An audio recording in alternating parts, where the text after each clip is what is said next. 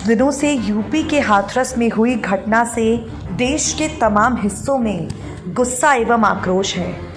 लोग मीडिया और social media के जरिए इस शर्मनाक घटना पर अपना गुस्सा जाहिर कर रहे हैं। इस केस पर राजनीति भी जमकर हो रही है।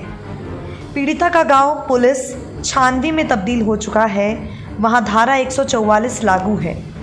इन सबके बीच वरिष्ठ पत्रकार रवीश कुमार ने हाथरस की घटना और उसके बाद उपजे हालातों को राज्य सरकार का फ्रॉड बताया है। रवीश कुमार ने अपने फेसबुक पेज पर हाथरस की घटना का जिक्र करते हुए लिखा, राज्य ही जब झूठ और फ्रॉड करे तो उसे सज़ा क्यों नहीं।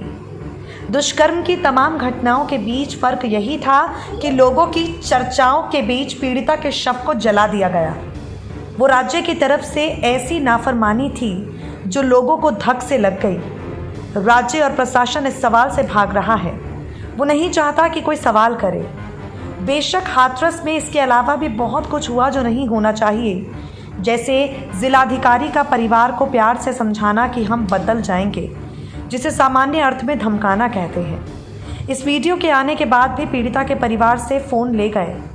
परिवार के सदस्यों को प्रेस से मिलने नहीं दिया गया। ये स्टेट की तरफ से धमकी ही थी। इसलिए ज़रूरी है कि आम जन में दुष्कर्म पर अंकुश लगाने के लिए जो कानून बने हैं उनकी समझ हो, उन पर बात हो। हुआ ये है कि निर्भया के बाद किसी भी राज्य में इन कानूनों के हिसाब से ढांचा नहीं बनाया गया। इसलिए आप हर घटना के बाद प्रशासन की नई लापरवाही और कई बार गुंडागर्दी देखते हैं। रवीश लिखते हैं, नार्को टेस्ट की बात हुई लेकिन सुप्रीम कोर्ट ही इसे सबूत नहीं मानता। फॉरेंसिक साइंस लैब की रिपोर्ट की बात हुई, इसके नमूने में भी 48 या 96 घंटे के भीतर लिए जाने चाहिए, मगर 11 दिन बाद लिए गए। फिर भी कहा गया कि विधि विज्ञान प्रयोगशाला की रिपोर्ट के अनुसार दुष्कर्म की पुष्टि नहीं होती।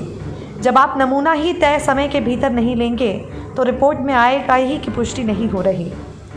एक किताब का जिक्र करते हुए रवीश कुमार लिखते हैं, इसके कुछ पन्ने पलटते ही समझ आ गया कि कानून की नज़र से दुष्कर्म के मामले में रिपोर्टिंग कितनी हल्की है।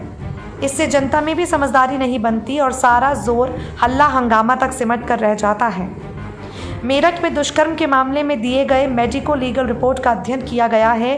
किताब में हर रिपोर्ट में देखा गया एक ही तरह की बात लिखी गई, जैसे पीड़िता के गाल पर तिल के निशान थे। ये लापरवाही नहीं है, ये स्टेट की तरफ से किया जाने वाला फ्रॉड है जिसकी सज़ा किसी को नहीं मिलती।